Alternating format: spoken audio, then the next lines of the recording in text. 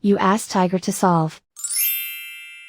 This deals with linear equations with one unknown. The final result is u equals 45. Let's solve it step by step. Swap sides. Group all constants on the right side of the equation.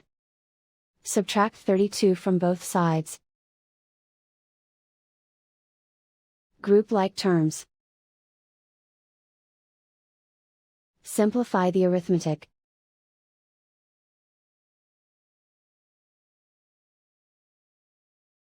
Isolate the u. Multiply both sides by 3. Group like terms. Multiply the coefficients.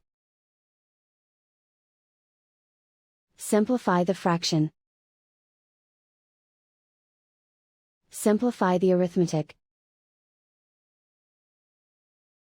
And so the final result is u equals 45.